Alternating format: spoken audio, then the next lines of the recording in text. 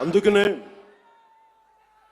சனாதன தர்மம் வந்து வைரஸ் அது நான் நாச பண்ண போறேன் இதெல்லாம் சொல்லாதீங்க. உங்க மாதிரி ஆளு வந்திருக்காங்க போயிருக்காங்க. சனாதன தர்மத்துக்கு எதுவுமே ஆகாது. நான் சொல்றேன், கடவுளோட பிளெஸிங் வாங்கிட்டு, பெருமாள் பிளெஸிங் வாங்கிட்டு நான் சொல்றேன், உங்களால எதுவுமே பண்ண முடியாது. எதுவுமே.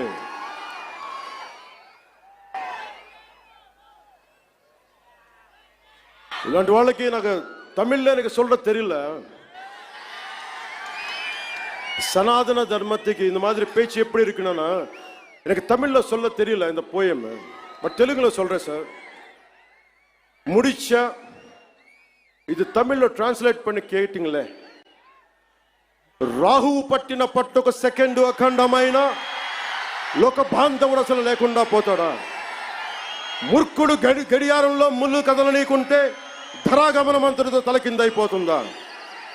కుటిలాత్మల కూటమికి ఒక త్రుటి కాలం జయమొస్తే విశ్వ సృష్టి పరిణామం విచ్ఛిన్నమవుతుందా?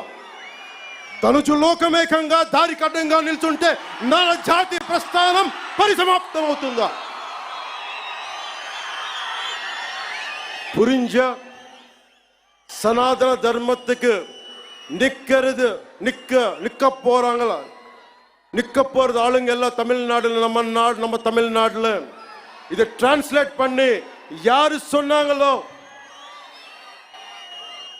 சனாதன தர்மம் நாச பண்ணணும்னு வைரஸ் சொல்லி அவருக்கு இது டிரான்ஸ்லேட் பண்ணி சொல்லுங்க.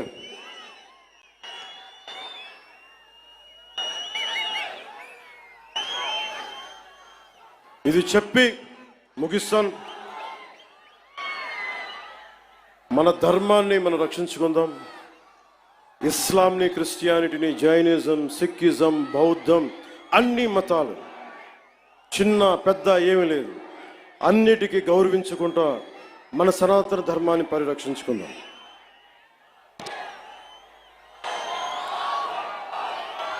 మన సనాతన ధర్మాన్ని మీరు కూడా నా చెప్పిన వెంట మీరు కూడా చేయండి. మన సనాతన ధర్మాన్ని మనం ఆరాధించుకుందాం. ఇస్లాం, క్రిస్టియన్, సిక్, బౌద్ధం మరియు అన్ని మతాలని గౌరవిద్దాం.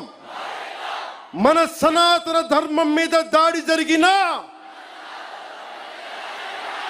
అపహాస్యం చేసిన, దూషించిన, ప్రాణాలొడ్డైనా సరే మనం సాయి శక్తుల రక్షించుకుందాం. జై భారత్, జై హింద్, జై హింద్, జై హింద్. ఓం నమో నారాయణాయ.